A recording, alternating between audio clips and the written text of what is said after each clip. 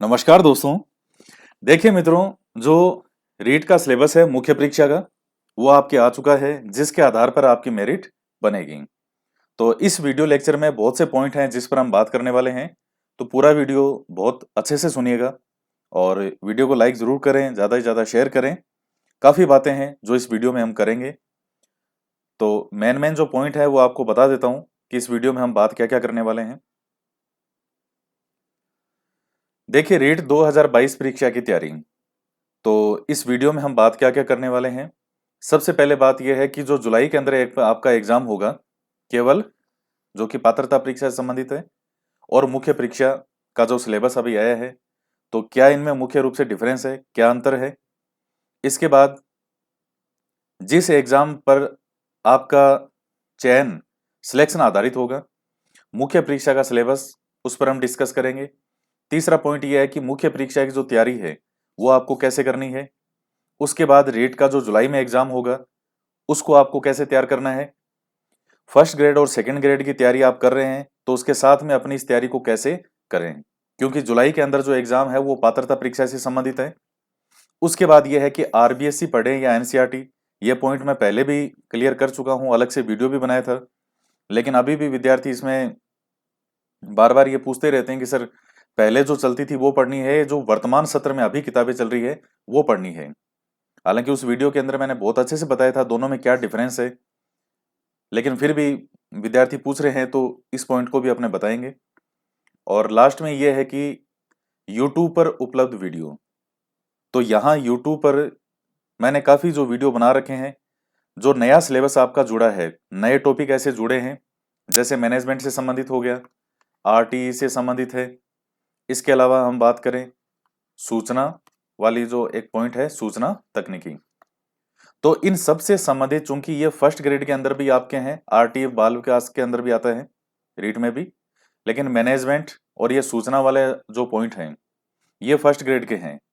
और इन पर already YouTube पर मैंने बहुत सारे वीडियो बना रखे हैं, ये तो पूरी यूनिट बना रखी है। अब ये सिलेबस की थोड़ी और व्याख्या होगी, जब सिलेबस विस्तृत आएगा तब और गहराई से उसमें ये पॉइंट अच्छे से क्लियर होंगे कि आखिर क्या क्या वो पूछना चाहते हैं। तो जब तक सिलेबस और क्लियर होता है तब तक भी आप ये सारे पॉइंट वगैरह जो हैं ये देख सकते हैं, इसके बारे में भी हम बात करेंगे। देखिए, सबसे पहले बात करते हैं पात्रता परीक्षा और मुख्य परीक्षा के अंदर क्या अंतर है। पात्रता परीक्षा के अंदर आपको पता है कि जुलाई के अंदर आपका एग्जाम होगा, जुलाई 2022, इसकी डेट भी डिक्लेयर हो चुकी है। देखिए, सबसे पहला पॉइंट ये है कि जुलाई के अंदर जो आपका एग्जाम है रीट का, वो केवल आपको पास करना है जो न्यूनतम अंक हैं उसमें। जैसे जनरल ओबीसी वगैरह स्टूडेंट, उनके लिए 60% है, और भी जैसे जो अलग अलग है इसमें विभाजन, SC ST, और इसके अलावा तो उनमें जैसे कितने परसेंट आपको चाहिए, मैं एवरेज जो है वो 60% या मान के चल रहा हूं। तो मिनिमम 60% नंबर तो आपको लाने ही होंगे। इसके बाद इस जुलाई वाले एग्जाम के नंबर आपके फाइनल एग्जाम में नहीं जुड़ेंगे। जो आपका नया सिलेबस आया है, 300 अंक, 150 प्रश्न आएंगे, और नेगेटिव मार्किंग भी है इसमें।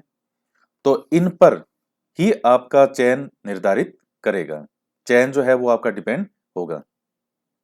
जुलाई वाला एग्जाम केवल पास करने के लिए है, इस मुख्य परीक्षा में बैठने के लिए। जैसे आरएस का प्री होता है ना, फिर मेन होता है, फिर इंटरव्यू होता है। तो अब यहाँ कोई इंटरव्यू जैसा सिस्टम नहीं है, लेकिन प्री जो एग्जाम होता है वो केवल मेंस में बैठने के लिए होता है। प्री केवल क्वालिफाइंग होता है, उसके नंबर नहीं जुड़ते आगे। वही चीज आपके यहाँ रीट में है। लेकिन सबसे महत्वपूर्ण बात यह है कि यहाँ कई विद्यार्थियों के माइंड में यह आ सकता है कि जुलाई वाला एग्जाम तो केवल पास ही करना है। तो इस चीज को एक विशेष तौर से ध्यान में रखिए, कहीं ऐसा नहीं हो कि इसमें कोई विद्यार्थी लापरवाही कर ले और वो 60% नंबर बनाना भी उसके लिए मुश्किल हो जाए। क्योंकि एक तो पॉइंट ये हो सकता है कि ये सोच करके कि इसको केवल पास ही करना है, वो बहुत ज्यादा अच्छे से इस पर ध्यान नहीं दे। और दूसरा पॉइंट ये हो सकता है कि जो पेपर है आपका, उसका स्तर थोड़ा अच्छे लेवल का हो, या जैसे विद्यार्थी की भाषा में कहें कि पेपर तो हार्ड आया था।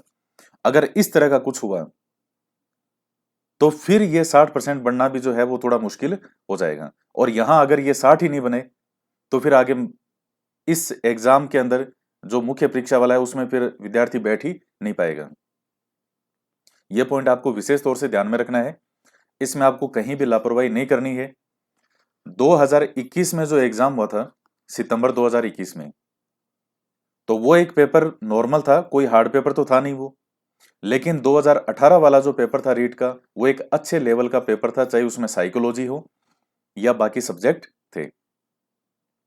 बाल विकास जो था 2018 वाले में, तो अब तक रीट के पेपर जो मैंने देखे हैं, एक बार पेपर थोड़ा सा मुश्किल टाइप वाला आता है और एक बार पेपर नॉर्मल आता है। जो अब तक जितने भी पेपर मैं इतने वर्षों के देख रहा हूं, 2018 वाला जो पेपर था उसका लेवल एक अच्छा स्तर का पेपर था, या यूं कह लीजिए कि थोड़ा मुश्किल वाला पेपर था। बाल विकास वगैरह आप देखा उसमें पेपर में कैसी आई थी।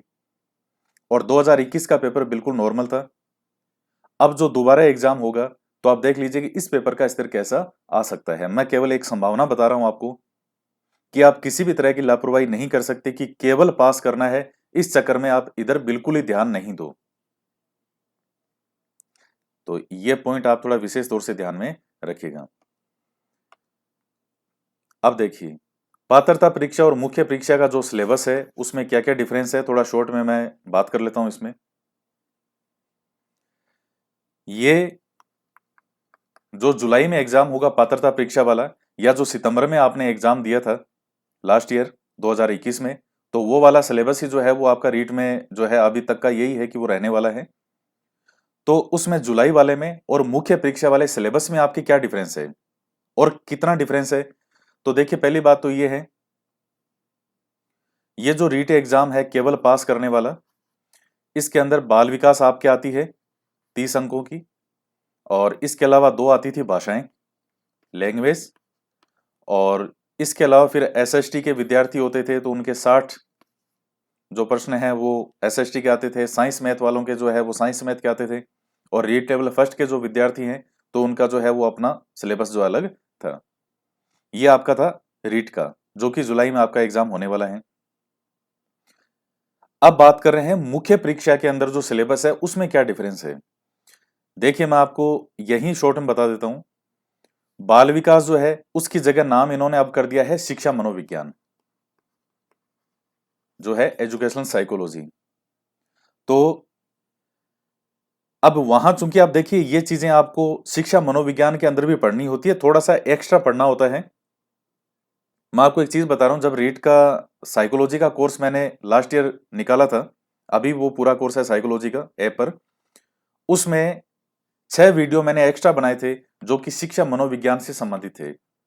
उसमें मैंने वहां ये कहा था कि ये कोई आपको बहुत ज्यादा गहराई से नहीं पढ़ना, लेकिन एक बार इनको अपनी आंखों से निकाल लो तो सही है।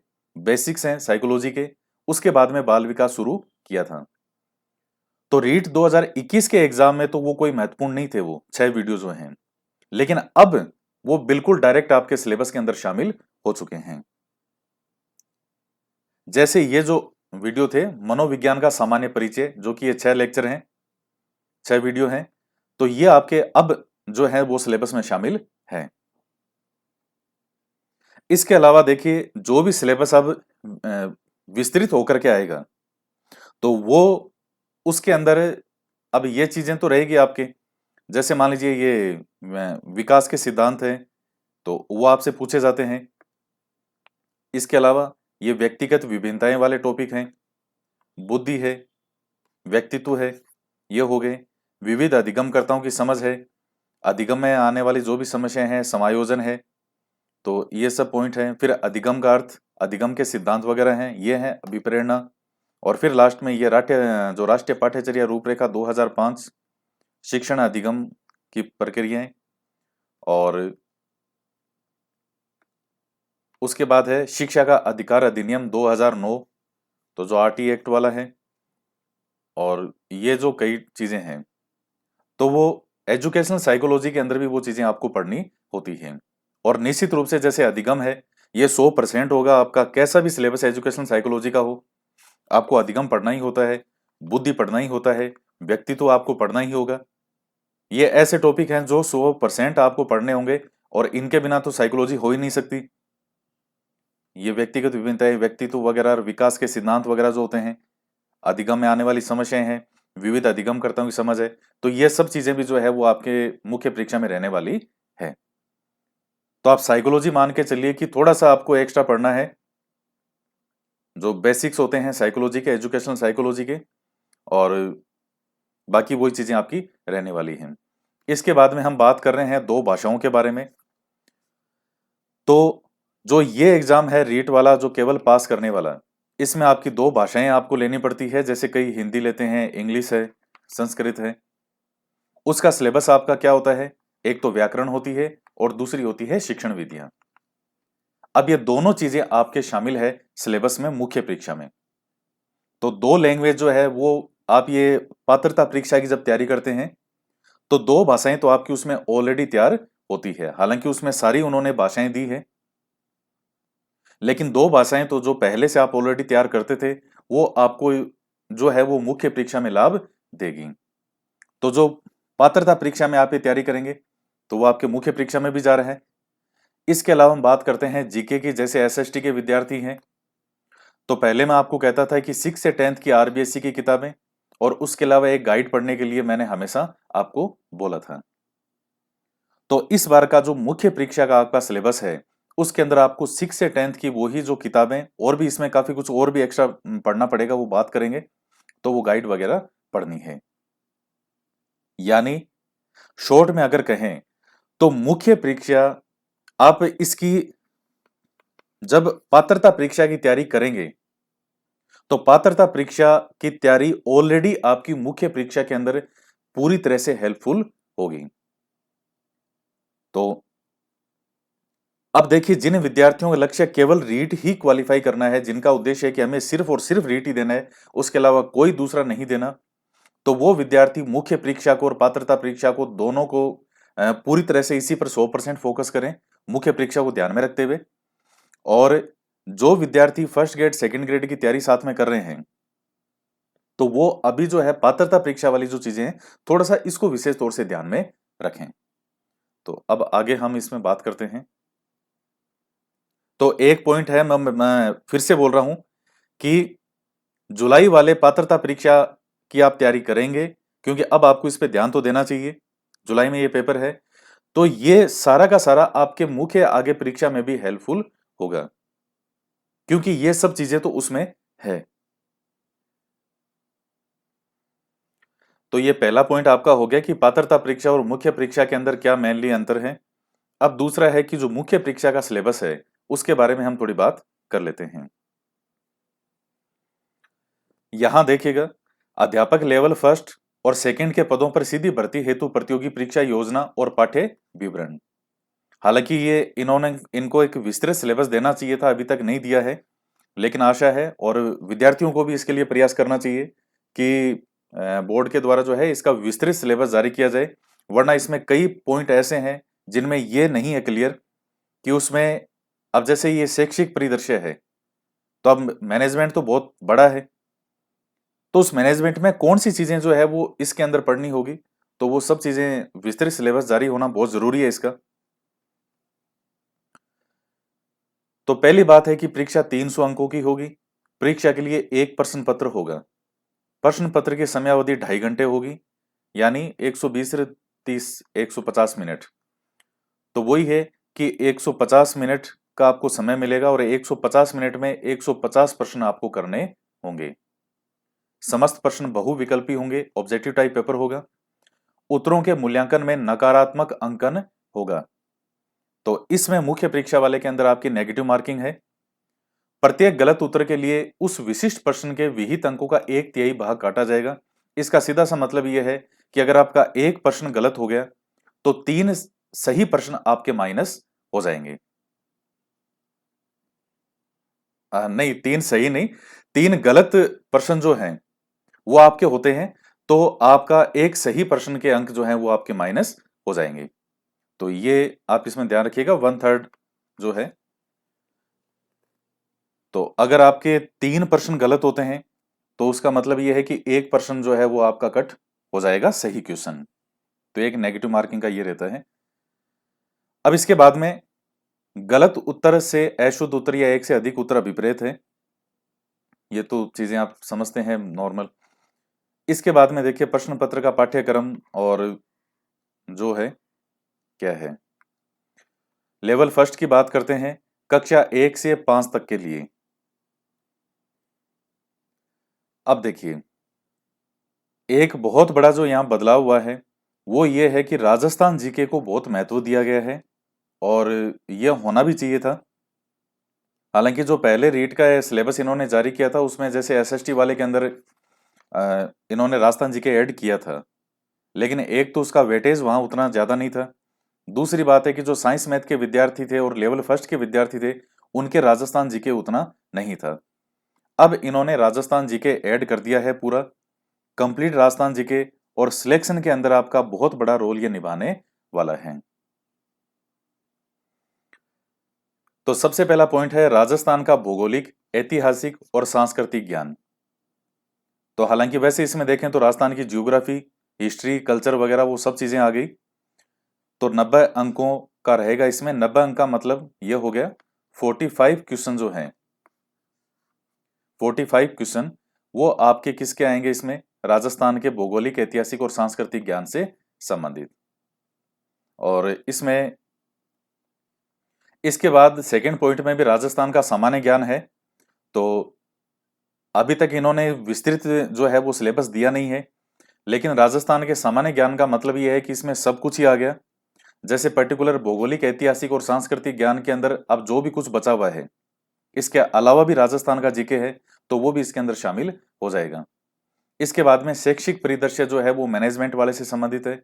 अब इसमें कितना जो है एजुकेशन से संबंधित पॉइंट ऐड करते हैं वो विस्तृत जब सिलेबस आएगा इसका, वो है निःशुल्क और अनिवार्य बाल शिक्षा का अधिनियम। ये आपके जो पहले सिलेबस था बाल विकास का उसमें भी शामिल था। और फिर आता है सामयिक विषय। तो अब ये जो सामयिक यहां दिया है ये सिर्फ राजस्थान का करंट है या ऑल ओवर इंडिया का करंट होगा, ये अभी तक इसमें पॉइंट क्लियर नहीं है। तो इसीलिए मैं इसमें ये कह रहा हूं कि विस्तृत सिलेबस आना भी इसका जरूरी है, वरना कुछ पॉइंट ऐसे हैं जिनमें ये साफ क्लियर हो नहीं पाएगा कि उसमें केवल वो क्या पूछना चाह रहे हैं। तो सामयिक विषय के अंदर आपका आएगा करंट, और करंट जो है वो एग्जाम से पहले पढ़ना होता है। पिछले 7-8 महीने का जो भी करंट है वो उस परीक्षा में पढ़ना चाहिए। तो इसके भी 45 क्वेश्चन आएंगे। तो राजस्थान जीके का देखिए जब पिछली बार जब आपका एग्जाम था रीट का तो उस समय भी ऐप पर मैंने कोर्स निकाला था पूरा राजस्थान जीके का, और आज भी वो अपने आप में एक बेजोड़ कोर्स है। कंप्लीट राजस्थान जीके है जिसमें राजस्थान की ज्योग्राफी, हिस्ट्री, पॉलिटी और इसके अलावा कल्चर कंप्लीट है उसमें। जैसे ये तो जो था Rajasthan GK special course complete course, तो आरएस का एग्जाम भी हो चुका है और उसमें भी 90% पर्सन जो है वो इसमें से आपका कवर करेगा।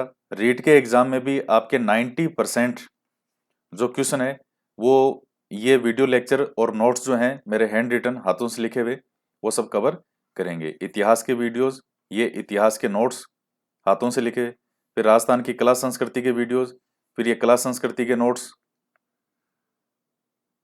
और राजस्थान की जियोग्राफी तो ये वीडियोस, फिर ये नोट्स इसके, राजस्थान की पॉलिटी, फिर ये नोट्स, ये अर्थव्यवस्था से संबंधित जो करंट का जो होता है अर्थव्यवस्था का, उसके बाद राजस्थान की आर्थिक समीक्षा।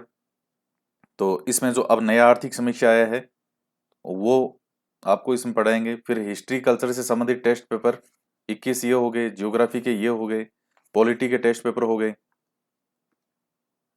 तो लगभग 50 के आसपास तो केवल इसमें जो है वो टेस्ट पेपर ही अपलोड हैं। इसके बाद में हम बात कर रहे हैं विद्यालय विषयों के बारे में। तो विद्यालय विषयों में हिंदी, अंग्रेजी, गणित, सामान्य विज्ञान, सामान्य सामाजिक अध्ययन, ये आपको सभी आप पढ़ने पड़ेंगे ये। और मुख्य रूप से इसके अंदर इन्होंने लिखा है कि अंतर्वस्तुओं का जो स्तर है वो माध्यमिक स्तर का होगा यानी 10वीं क्लास तक, और कठिनाई का स्तर रहेगा उच्च माध्यमिक स्तर यानी 12वीं क्लास तक का। इसमें मैं एक चीज आपको क्लियर कर दूं, हालांकि लिखा इन्होंने जो ये है माध्यमिक स्तर का रहेगा, जो इसमें मैटर वगैरह है, और हार्ड का लेवल रहेगा उच्च माध्यमिक स्तर का।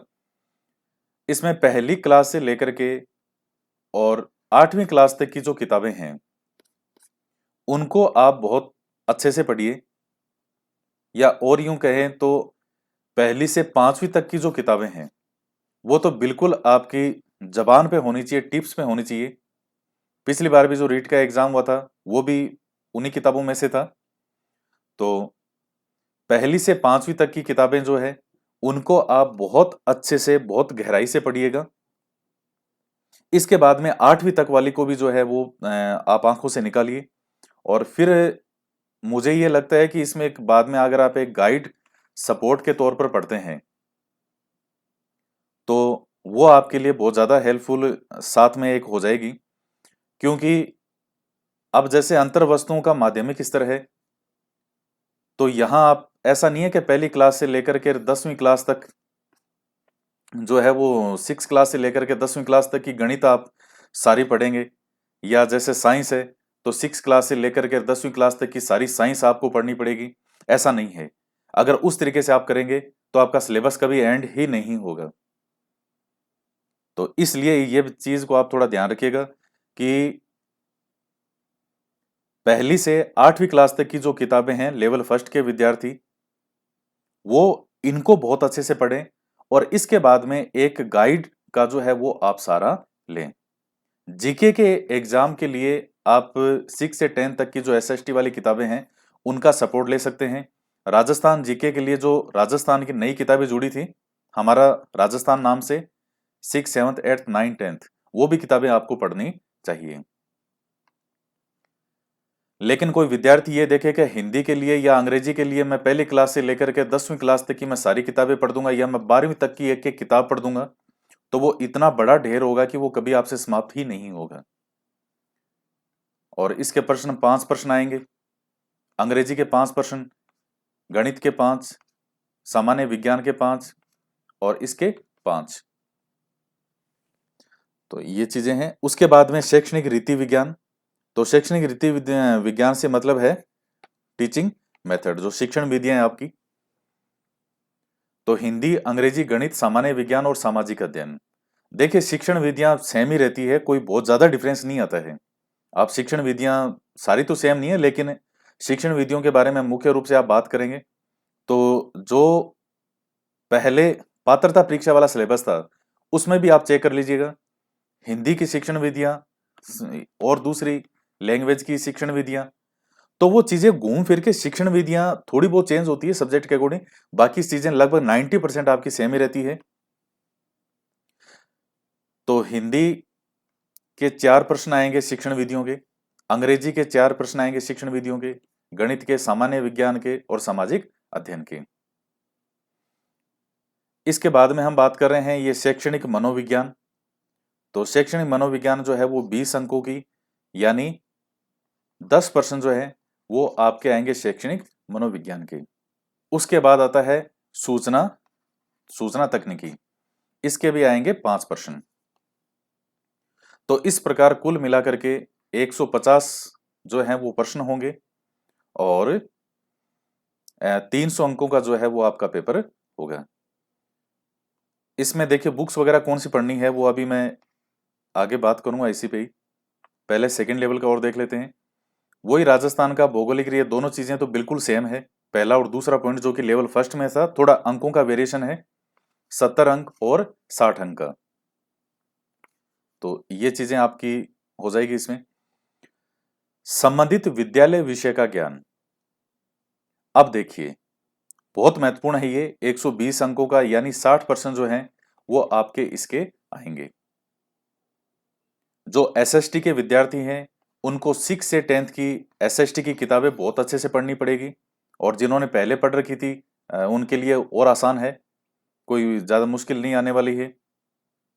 साइंस मैथ के विद्यार्थी हैं उनके लिए उनका सब्जेक्ट पढ़ना पड़ेगा। कोई विद्यार्थी अगर टीचर बनना चाहता है इस भाषा का, इसका, तो उसको उसकी तैयारी करनी पड़ेगी। हिंदी का है तो वो हिंदी का करना पड़ेगा। लेकिन अब ये पॉइंट यहां क्लियर उतना नहीं है कि इसमें मेनली चीज वो क्या पूछना चाहते हैं, हिंदी है या दूसरी जैसे इंग्लिश है। तो उसमें जो चैप्टर हैं वो पूरे कंप्लीट चैप्टर हैं या वो व्याकरण से संबंधित हैं, वो चीजें इनको और क्लियर करनी पड़ेगी। क्योंकि यहां फिर वही बात है कि आप तैयारी कुछ और करो इसमें, और वहां एग्जाम के अंदर वो चीजें कुछ और पूछता है। तो इस पॉइंट को क्लियर करना बहुत जरूरी है। लेकिन ये पॉइंट बहुत सही आपके शामिल कर लिया 120 अंकों का। तो जो एसएसटी की तैयारी विद्यार्थी कर रहे थे, जिन्होंने लास्ट बार रीट एसएसटी से एग्जाम दिया है और जो सामाजिक विज्ञान के टीचर बनना चाहते हैं, उनके लिए तो बहुत ज्यादा अच्छा ये काम हो गया कि जो चीजें आपने पहले पढ़ी थी उसी को ही आपको और अच्छे से रिवीजन करना होगा।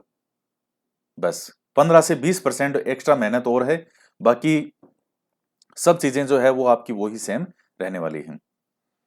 इसके बाद में आता है शैक्षणिक रीति विज्ञान, यानी शिक्षण विधियों से संबंधित है।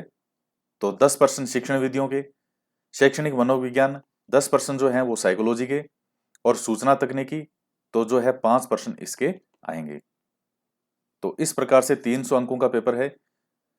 विद्यालय विषयों की अंतर वस्तुओं का स्तर उच्च माध्यमिक स्तर का होगा, और कठिनाई का स्तर जो है वो स्नातक के स्तर का होगा। तो अब ये 2 पॉइंट हमारे क्लियर हो गए। तीसरा ये है कि मुख्य परीक्षा की तैयारी कैसे करनी है, कौन सी बुक्स वगैरह है, तो मैं थोड़ी चीजें आपको बता देता हूं इसमें। तो देखिए, सबसे पहले ये जो 2 पॉइंट हैं शुरू वाले, और मेनली अगर राजस्थान जीके की बात करें तो इसमें बुक्स वगैरह कौन सी पढ़नी है, तो उसकी तो देखिए बहुत सारी किताबें हैं। ऑथेंटिक पुस्तकों की अगर बात करें तो अलग अलग किताबें आती है। जैसे राजस्थान ज्योग्राफी की आती है हरिमोहन सक्सेना, जो कि हिंदी साहित्य ग्रंथ अकादमी की पुस्तकें हैं। और राजस्थान की जो पॉलिटी है उसकी भी हिंदी साहित्य ग्रंथ अकादमी की पुस्तक आती है। राजस्थान के इतिहास की भी अलग अलग काफी ऑथेंटिक किताबें हैं। तो उसमें हिंदी साहित्य ग्रंथ अकादमी की जो ऑथेंटिक पुस्तकें हैं वो आप इसमें पढ़ना चाहें तो पढ़ सकते हैं। लेकिन अगर देखिए, वो अगर आपको बहुत ज्यादा अगर ऐसे लगता है कि इतनी सारी अलग अलग ऑथेंटिक किताबें हैं और इतनी चीजें हमें पढ़नी पड़ेगी, तो उसकी बजाय एक और काम आप कर सकते हैं। और क्योंकि देखिए, राजस्थान के इतिहास की अब जैसे गोपीनाथ शर्मा जी की किताब आती है, अब उस पुस्तक में वो केवल राजस्थान के इतिहास की है, और उसमें इतने फैक्ट इतने तथ्य हैं, और एग्जाम के कोई वैसे नहीं है कि पूरी तरह एग्जाम के अनुसार उस किताब को कोई लिखा गया है। इतिहास को समझने के लिए और उसके अकॉर्डिंग वो बहुत बेहतरीन किताबें हैं। जो शिक्षक है उसके लिए वो किताबें पढ़ना बहुत जरूरी है। लेकिन विद्यार्थी जो है, आप पढ़ना चाहें तो पढ़ सकते हैं, लेकिन इसको और मैं आपके लिए बना रहा हूं थोड़ा सरल। आपके पास अगर ये किताबें हैं, आप पढ़ रहे हैं तो बहुत अच्छी बात है, लेकिन और आपके लिए मैं इस चीज को सरल कर रहा हूं। 6 से 10th की जो हमारा राजस्थान के नाम से नई किताबें लगी थी यहाँ राजस्थान में, एक तो वो किताबें आप जरूर पढ़िएगा। कोई बहुत बड़ी किताबें नहीं है, किसी में 50 पेज हैं, किसी में 60 पेज हैं, बिल्कुल पतली पतली किताबें हैं। एक तो वो आप पढ़ लीजिए।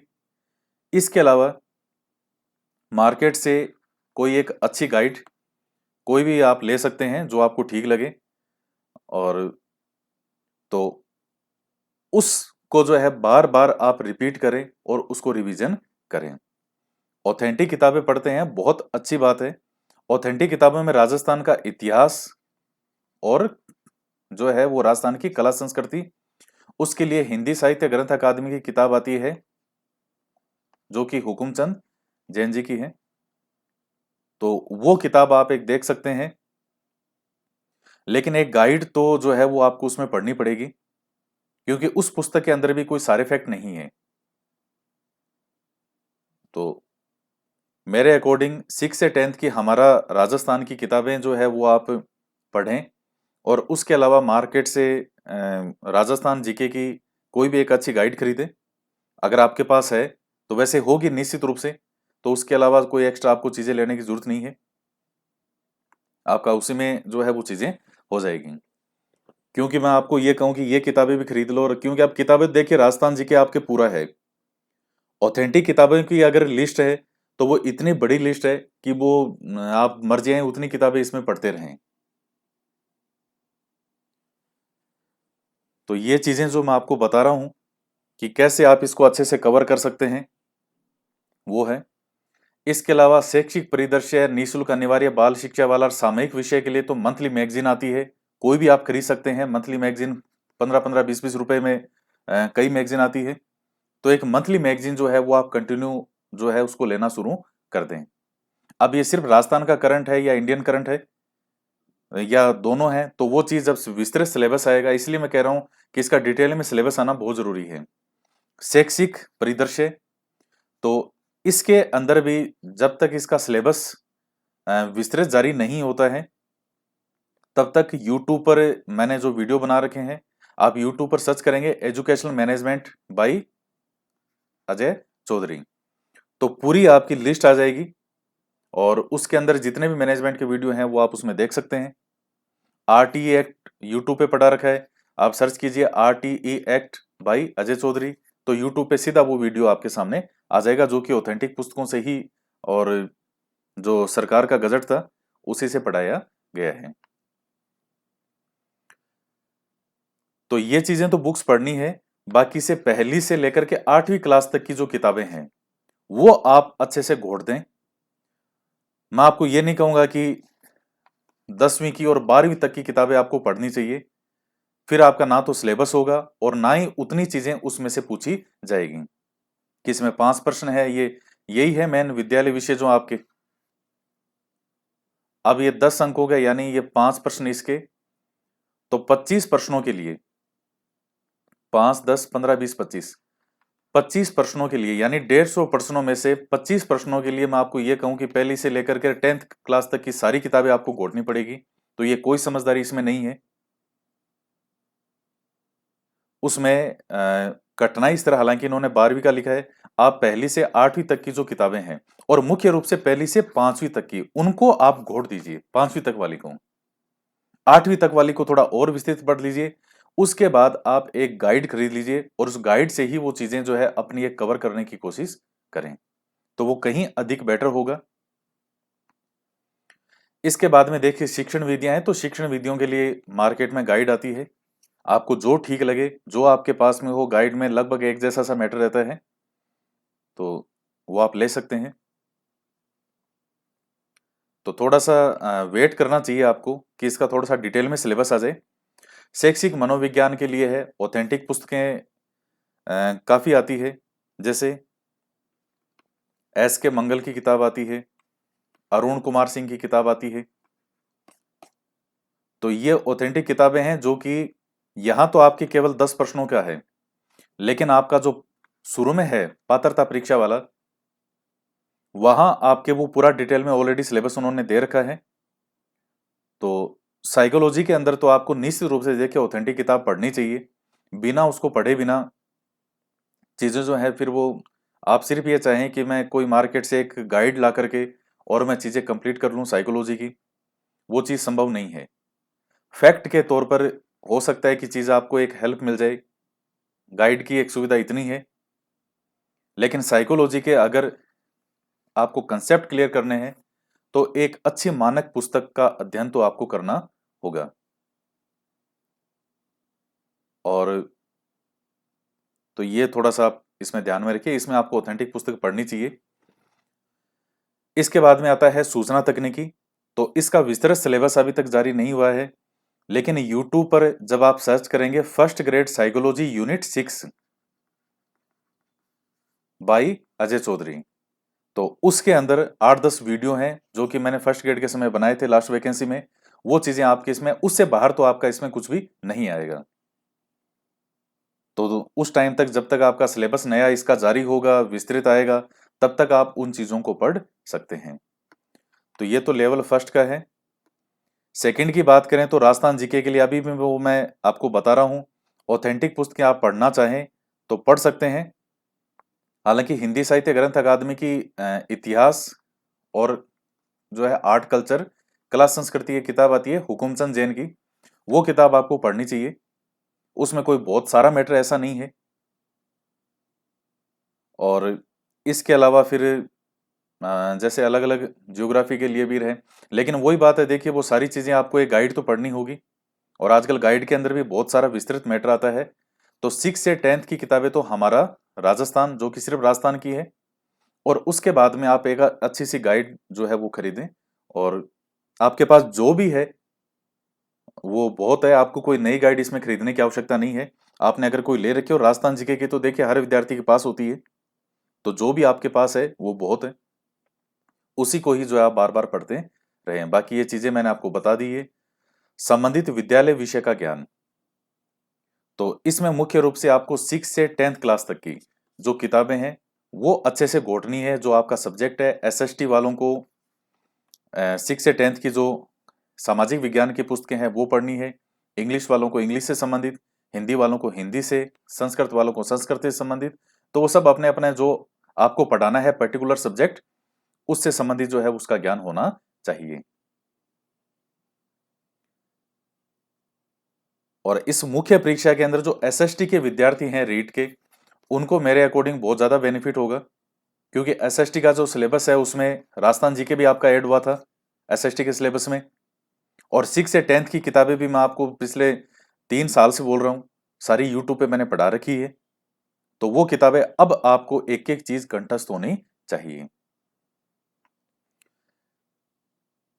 अब वो आरबीएससी क्या है या एनसीईआरटी है, वो मैं अलग से पॉइंट मैंने ऐड किया है उसमें, वहां बात करेंगे।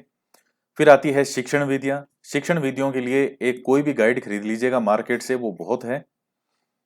शैक्षणिक मनोविज्ञान, तो वो ये है कि इसके लिए आपको एक अच्छी ऑथेंटिक पुस्तकें जरूर लेनी चाहिए। फिर सूचना तकनीकी, तो ये भी जो आप गाइड वगैरह मार्केट के अंदर आएगी, तो वो ये जो टॉपिक है 10 अंकों का, 20 अंकों का, ये काफी चीजें जो है वो आपकी उसमें कवर हो जाएगी। तब तक आप यूट्यूब पर जो वीडियो मैंने बना रखे हैं वो आप ये देख सकते हैं। अब एक पॉइंट मैं और क्लियर कर दूं इसमें, जैसे यहां लिख रखा है कि विद्यालय विषयों की अंतर वस्तुओं का स्तर उच्च माध्यमिक स्तर का होगा, और कठिनाई का स्तर जो है वो स्नातक के स्तर का होगा। तो अब कोई विद्यार्थी कहीं ऐसे करे कि मैं पहली क्लास से लेकर के बीए तक की जो किताबें हैं वो सारी लेकर के आ जाऊंगा, तो वो कोई उसमें कहीं कोई समझदारी नहीं है, ऐसा मत कर लेना। वही चीजें मैंने आपको बता दी, 6 से 10th की आपकी सब्जेक्ट से संबंधित किताबें हैं वो तो आपको पढ़नी पड़ेगी। सपोर्ट के तौर पर 11वीं 12वीं की जो किताबें हैं, एसएसटी के विद्यार्थी, सामाजिक अध्ययन वाले, सामाजिक विज्ञान वाले, वो पढ़ सकते हैं। और साइंस मैथ के जो विद्यार्थी हैं उनके लिए मुझे लगता है कि 11वीं 12वीं की किताबें पढ़ने की कोई ऐसी आवश्यकता उनको नहीं होगी। आप 10वीं क्लास तक की अपनी साइंस और मैथ को अच्छे से पढ़ें, और उसके बाद अच्छी गाइड से या कोई ऑथेंटिक पुस्तक आपको लगे तो आप वो पढ़ सकते हैं। 11वीं 12वीं के अंदर साइंस मैथ बहुत ज्यादा विस्तृत हो जाता है, बहुत ज्यादा डिटेल में। ऐसा देखने में लगता ही है कि 11वीं 12वीं के अंदर साइंस मैथ क्या है, जैसे हिस्ट्री वालों के 11वीं 12वीं में हिस्ट्री होती है, वैसे साइंस मैथ होती होगी। 11वीं 12वीं के अंदर चेंज बहुत ज्यादा हो जाता है, एक पर्टिकुलर सब्जेक्ट आ जाता है साइंस का, मैथ का।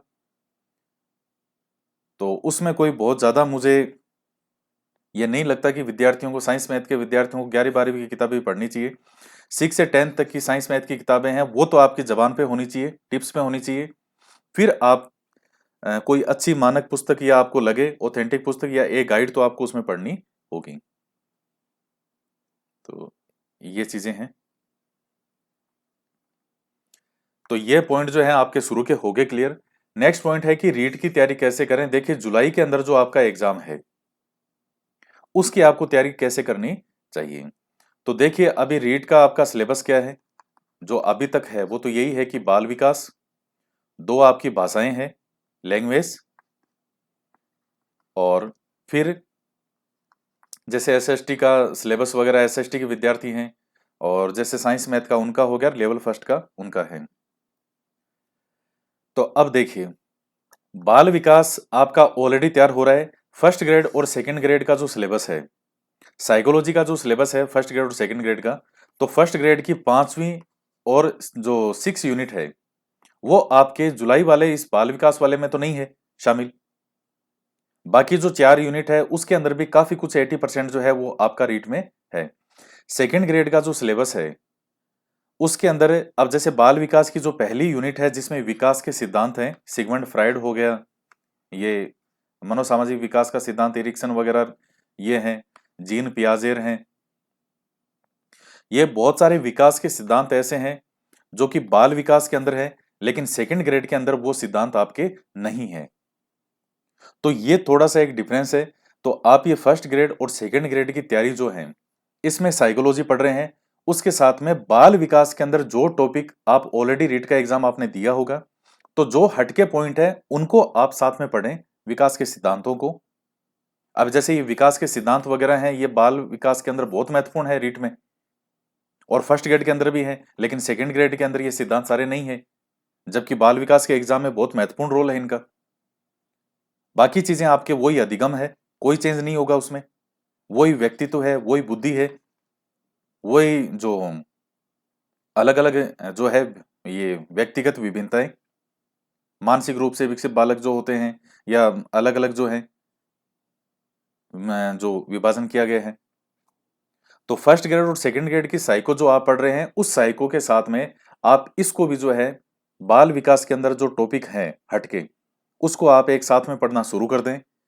दो भाषाओं की बात करें तो भाषाएं आपको जब मुख्य परीक्षा के अंदर वैसे भी पढ़नी होगी, तो लैंग्वेज जो है वो आप पढ़ना अब जरूर शुरू कर दें साथ साथ के, क्योंकि जो जुलाई में आपका एग्जाम है, तो शिक्षण विधियां जैसे सेकंड ग्रेड में भी आपके आ जाती है, लेकिन इस भाषा वाले टॉपिक को थोड़ा आपको विशेष तौर से ध्यान रखना पड़ेगा, क्योंकि एसएसटी का जैसे जीके वगैरह है या साइंस मैथ के विद्यार्थी हैं, तो उनकी तो काफी चीजें फर्स्ट ग्रेड और सेकंड ग्रेड में कवर हो जाती है जीके में, लेकिन भाषाएं जो है वो आपकी सेकंड ग्रेड या फर्स्ट ग्रेड का जीके जो है उसमें पर्टिकुलर भाषाएं नहीं होगी। हालांकि जिनके भाषा जिनमें जो सेकंड ग्रेड का जो सेकंड पेपर है, तो जैसे मान लीजिए किसी के पेपर है संस्कृत या हिंदी है या फर्स्ट ग्रेड में है, तो उसको उस चीज के अंदर भाषा में बेनिफिट मिल जाएगा। लेकिन आप उसको भाषाओं को साथ साथ में पढ़ना शुरू कर दें, व्याकरण को और शिक्षण विधियों को, वो मुख्य परीक्षा में भी आपके लिए लाभदायक होगी। तो आप एक भाषा को अब साथ साथ पढ़ना शुरू करते हैं, डेली का जैसे 1 घंटा या 2 घंटा जो है वो आप भाषा को साथ में देते रहें। बाकी तो फिर एसएसटी का जीके वगैरह है, तो वो आपका फर्स्ट ग्रेड और सेकंड ग्रेड की तैयारी करते हुए भी साथ साथ जो है वो जीके कवर हो जाएगा। जो एक्स्ट्रा जीके है, एक्स्ट्रा चीजें हैं, उनको आप अभी साथ साथ में पढ़ना शुरू कर दीजिए। अब वो समय आ गया है जब आपको जुलाई वाले एग्जाम की तैयारी को भी साथ में देखना चाहिए।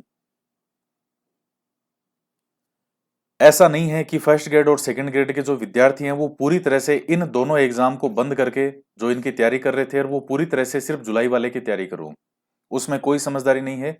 आप फर्स्ट ग्रेड और सेकंड ग्रेड की अपनी तैयारी कर रहे हैं, उसको करते रहें। उसके साथ में बाल विकास वाला जो मैंने आपको बता दिया, एक्स्ट्रा विकास के सिद्धांत वगैरह जो हैं, जैसे आपके इनमें नहीं है सेकंड ग्रेड में वो, तो इसीलिए सेकंड ग्रेड की साइको जो है वो थोड़ा रीड वाले की तुलना में आसान हो जाती है। यही कारण है उसका, क्योंकि सबसे ज्यादा समझने वाले जो चीजें हैं वो बाल विकास में पहली यूनिट है रीट वाले में जी, ये विकास के सिद्धांत वगैरह आपको पढ़ने होते हैं, और वो आपके सेकंड ग्रेड में है नहीं। तो जो एक्स्ट्रा चीज है उसको पढ़ना शुरू करते हैं, भाषाओं को भी साथ साथ में थोड़ा देखते रहें।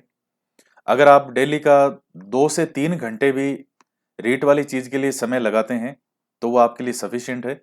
और जब जुलाई के अंदर एग्जाम होगा इसका, तो जुलाई में पूरी तरह से फिर आप जो है एक बार पात्रता परीक्षा वाले के लिए पूरी तरह से जुलाई मंथ, या आपको लगे कि नहीं मुझे जून वाले से ही जो मेरी तैयारी पर्टिकुलर करनी चाहिए, तो आप पूरा फिर 100% अपना समय जो है वो केवल पात्रता परीक्षा वाले के लिए भी दे सकते हैं, 1 महीना लास्ट में। उतना बहुत है उसके लिए, लेकिन अभी साथ साथ जो है वो आपको तैयारी उसमें करनी चाहिए। अब आता है कि आरबीएससी पढ़ें या एनसीईआरटी पढ़ें। देखिए मैं दोनों की इंपॉर्टेंस आपको बता चुका हूं। आरबीएससी वाली जो किताबें थी मैंने यूट्यूब पे जो कंप्लीट कराई थी, वो फैक्चुअल ज्यादा है, फैक्ट उनमें ज्यादा है। एनसीईआरटी के अंदर जो चीजें समझने वाली है, कंसेप्ट वो ज्यादा है। जैसे मैंने आरबीएससी की ऐप पर एसएसटी के नाम से एक वो निकाली थी टेट सीरीज, तो उसमें लगभग आरबीएससी की किताबों में 6 से 10th के एसएसटी के जो क्वेश्चन थे, लगभग 3000 के आसपास क्वेश्चन बने थे उसमें। जो सारा निचोड़ 6 से 10th का, और जबकि एनसीईआरटी के अंदर 6 से 10th के एक एक क्वेश्चन मैंने बनाया है, इसमें 1200 के आसपास प्रश्न बने हैं 6 से 10th के। जहां तक मैं इनको बना सकता था, जितना इनको खींच सकता था, 1200 के आसपास प्रश्न बने 6 से 10th सामाजिक के, हिस्ट्री, ज्योग्राफी और पॉलिटी वाला। जबकि वही आरबीएससी के अंदर फैक्ट थे 3000। लेकिन समझने के अंदर एनसीईआरटी का आज भी कोई सानी नहीं है।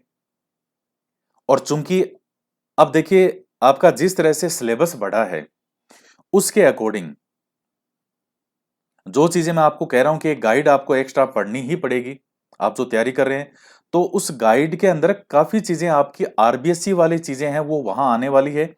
इसलिए आपको आरबीएससी की किताबें पढ़नी चाहिए। और एनसीईआरटी चूंकि वर्तमान सत्र में आपकी चल रही है, और आप कितने फैक्ट मानते हैं, मैं आपको कह रहा हूं केवल 1200 प्रश्न बने हैं, जो कि मैंने ऐप पर इसकी बना रखी है, एनसीईआरटी की टेट सीरीज। 6 से 10th के 1200 के आसपास प्रश्न बने हैं, सारे प्रश्न मैंने गिने, वो लगभग 1200 प्रश्न हुए। इस 1200 में आपके 6 से 10th की एनसीईआरटी कंप्लीट है। तो 1200 प्रश्न कोई बहुत ज्यादा नहीं होते हैं। 4-5 बार आप रिपीट करेंगे, 1 घंटे के अंदर, 2 घंटे में आप पूरे 1200 प्रश्न अपनी आंखों से निकाल सकते हैं। लेकिन कंसेप्ट को समझने के लिए एनसीईआरटी की किताबें बहुत महत्वपूर्ण है। और चूंकि वर्तमान सत्र में अभी ये किताबें चल रही है, और इन्होंने अलग से कहीं कोई ऐसा मेंशन नहीं किया है कि आरबीएससी ही पढ़नी है। जैसे रीट का जो एग्जाम था, उसके लिए इन्होंने पर्टिकुलर मेंशन कर दिया था कि वो आरबीएससी वाले ही पढ़नी है आपको, जो कि मैं शुरू से आपको कहता आ रहा था। उस टाइम भी विद्यार्थी बहुत पूछते थे, मैंने कहा था आरबीएससी वाली पढ़ो, उसमें एनसीईआरटी की आवश्यकता नहीं है। और उसके बाद जब से दोबारा एग्जाम रीट का होना है, उसके लिए मैं आपको बार बार कह रहा हूं, ये दोनों आपको पढ़नी है। और इन्होंने मुख्य परीक्षा के लिए कहीं भी ये चीज पर्टिकुलर मेंशन नहीं की कि कोई किताब अभी चल रही है वो पढ़नी है या पहले वाली। तो वही चीज मैं आपको जो शुरू से कह रहा हूं, इस बार जब से ये आपका एग्जाम अब दोबारा होना है, कि आरबीएससी और एनसीईआरटी आपको दोनों पढ़नी है। 6 से 10th की ये अच्छे से गोद डालिए। आज भी इन ये दोनों किताबों से बेस्ट कुछ भी नहीं हो सकता।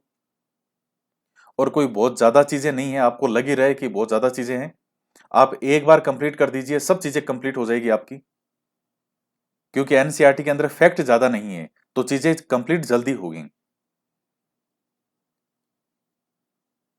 तो दोनों चीजें आपको पढ़नी है अगर आप सिलेक्शन करवाना चाहते हैं। इतनी बड़ी भर्ती आ रही है, मुख्य परीक्षा का जब एग्जाम होगा, तो क्यों कोई उसमें ऐसी लापरवाही करो जो आपके लिए बहुत महंगी साबित हो। तो मेरी ओर से फाइनल अब यही है, मुझे आशा है कि आप बार बार ये चीज आप नहीं पूछेंगे कि आरबीएससी पढ़ें या एनसीईआरटी पढ़ें। ये दोनों किताबें आपको पढ़नी चाहिए। और कुछ ऐसा नहीं है इनमें कि आपको भारी भरकम लग रहा है। 3000 फैक्ट इसके बने हैं, 1200 इसके बने हैं, 4200 फैक्ट के अंदर आपकी पूरी आरबीएससी और एनसीईआरटी की टेट सीरीज मैंने बना के रख दी। वो आपकी इच्छा पर है, कोई लेना चाहे तो ले सकता है, नहीं ले तो कोई ऐसा नहीं है। लेकिन मैं आपको एक चीज बता रहा हूं कि इनमें कोई इतना कोई बहुत ज्यादा चीजें नहीं है कि आपको लग रहा है कि पता नहीं, क्योंकि चीजें भारी भरकम आपको किताबें एनसीईआरटी का ढेर दिखता है 6 से 10th का, आपको लगता है कि बहुत ज्यादा चीजें हैं। पढ़ना जब शुरू करोगे तो उनमें कोई इतनी चीजें नहीं है, लेकिन समझने के लिए बहुत महत्वपूर्ण है। तो इसलिए इन दोनों ही किताबों को अपनी आंखों से जरूर निकालें, इनको पढ़ डालें। चाहे आप लेवल फर्स्ट के हो या सेकंड के विद्यार्थी हो।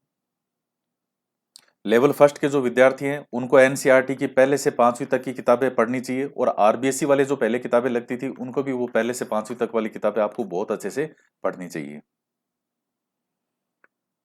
तो ये चीजें हैं। और इसके बाद में है कि यूट्यूब पर उपलब्ध वीडियो। तो देखिए, बहुत सी चीजें ऐसी है जो नए आपके सिलेबस में जुड़ी है। अब जैसे कोई बाल विकास है, कोई विद्यार्थी अपना पढ़ना चाहे कि मैं बाल विकास के बेसिक से पढ़ना चाहता हूं, बड़ी ही रुचि के साथ, शॉर्ट और पॉइंट टू पॉइंट। तो उसके लिए बाल विकास के अंदर 2018 के अंदर मैंने पूरा बाल विकास जो है वो यहाँ पढ़ाया था। वो लगभग 18 घंटे का एक वीडियो बना है पूरा। जो अलग अलग वीडियो थे उनको सबको कंबाइन करें तो 18 घंटे के अंदर आपकी पूरी बाल विकास रिवीजन हो जाती है। और इतनी ऑथेंटिक, इतनी शानदार और बेहद रुचिकर चीजें, जैसे भाषाएं हैं, वो इतनी शॉर्ट ट्रिक के साथ में सारी याद करवाई है। आप वहां पढ़ सकते हैं। और डिटेल के अंदर पूरा साइको पढ़ना चाहिए बाल विकास का, तो फिर ऐप पर भी है, आपकी इच्छा है। तो YouTube पर भी आपके लिए इतनी चीजें हैं कि नई चीजें जो आपके ऐड की है इन्होंने, वो सब मैंने यूट्यूब पर पढ़ा रखी है, आपको कोई उसमें इतनी समस्या नहीं आएगी। आप उन वीडियो को देखिए यूट्यूब पर। और वैसे भी चीजें मैं शॉर्ट में जितना मैं उनको कम कर सकता हूँ, आप पूरी तरह एग्जाम के अकॉर्डिंग वो करने का प्रयास करता हूँ। तो जो है आप यूट्यूब पर सर्च कीजिए, सारे वीडियो आपको मिलेंगे, टॉपिक का नाम लिखें और वो आपको मिल जाएगा। और अभी जो सेकंड ग्रेड के विद्यार्थी तैयारी कर रहे हैं उनके लिए बहुत ज्यादा बेनिफिट ये रहेगा कि मुख्य परीक्षा में जो है राजस्थान जीके इन्होंने जोड़ा है। तो सेकंड ग्रेड के फर्स्ट पेपर में तो कंप्लीट राजस्थान जीके है, 50% पोर्शन ही राजस्थान जीके का है सेकंड ग्रेड के फर्स्ट पेपर में। तो आपके लिए और ज्यादा इसमें लाभदायक होगा ये चीजें। अब आप ये एक प्रश्न लास्ट में यह आ सकता है कि सर अभी हम मुख्य परीक्षा के अकॉर्डिंग तैयारी करें या कैसे करें।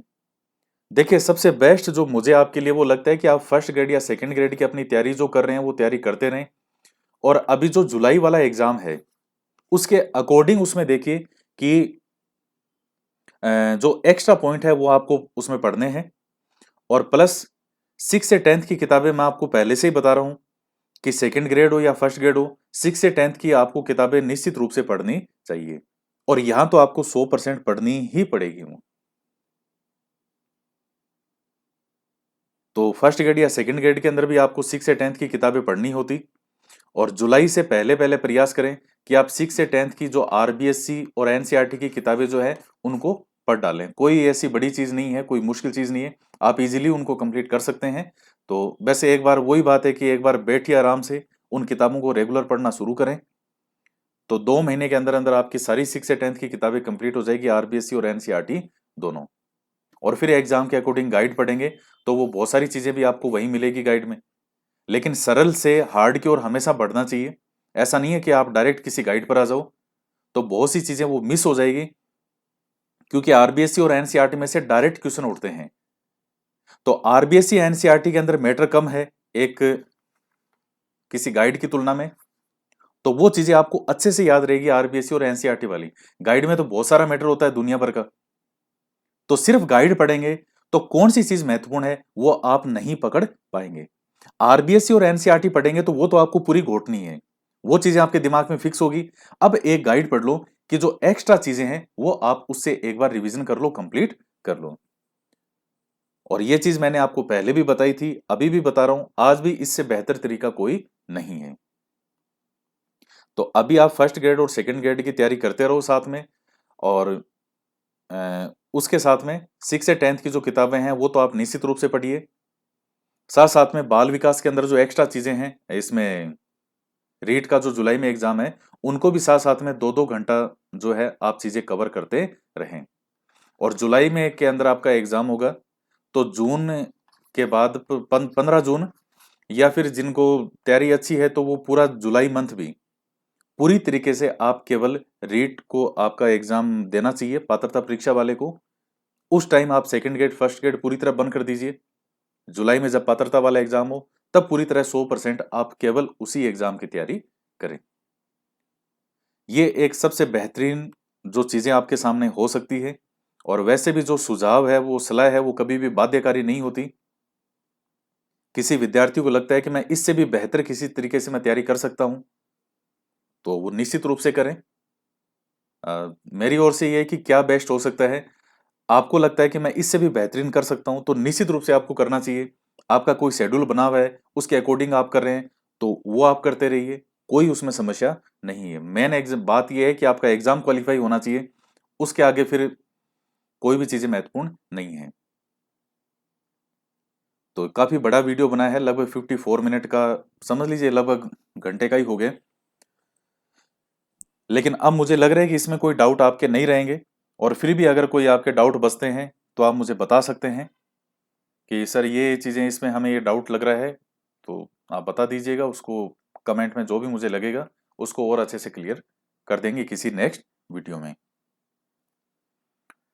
तो आज के वीडियो में इतना ही, और वीडियो को लाइक ज़रूर कीजिएगा, ज़्यादा से ज़्यादा शेयर भी करें।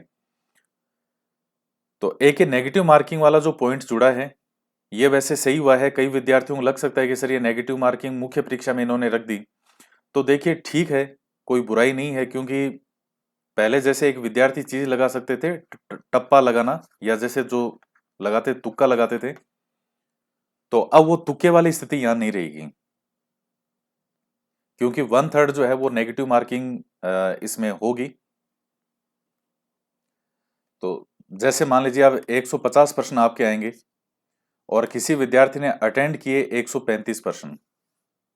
अब इस 135 में से मान लीजिए उसके 15 गलत हो गए, कि 15 उसने रॉन्ग किए। सही कितने बचे उसके? 120 बचे हैं। अब चूंकि 1/3 नेगेटिव मार्किंग है, तो 3 गलत प्रश्नों पे एक सही प्रश्न आपका माइनस हो जाएगा। तो 15 प्रश्न गलत हैं, तो 15 गलत 1/3 यानी 3 गलत प्रश्नों पे एक सही माइनस होगा। तो 120 में से आप 5 प्रश्न और घटा दीजिए, 115 प्रश्न जो हैं अब वो आपके बचे हैं। तो ये 115 प्रश्न आपके बच गए, और एक प्रश्न 2 अंकों का है तो इंटू 2 से मल्टीप्लाई कर लीजिए, वो आपके नंबर आ जाएंगे। तो इसमें विद्यार्थी रिस्क वहीं उठाना चाहिए, और जिन प्रश्नों में नेगेटिव मार्किंग होती है जिस पेपर में, उसको भी हल करने का एक होता है तरीका। वो भी आपको यहाँ बता देंगे अलग से वीडियो बना के, जब आगे ये कभी आपका एग्जाम होगा भविष्य में, कि किस प्रकार से नेगेटिव मार्किंग पेपर में है तो किस प्रश्न के अंदर आपको कैसे जो उसको हल करने का प्रयास करना चाहिए। तो ये चीजें हैं। तो ये नेगेटिव मार्किंग का आप ध्यान में रखिएगा कि 3 गलत प्रश्नों पे एक सही प्रश्न आपका माइनस होगा। जैसे मैंने आपको उदाहरण बताया, 135 प्रश्न आपने किए और आंसर की आई और आपके 15 प्रश्न गलत निकले, तो 15 में 3 का भाग दे दो, तो 5 प्रश्न बचे। तो सही 120 थे, 120 में से आप सही 5 प्रश्न और माइनस कर दो, 115 प्रश्न फाइनली आपके बचे हैं। तो आज के वीडियो में इतना ही, और आशा है निश्चित रूप से आपको बहुत सी चीजें क्लियर हुई होगी।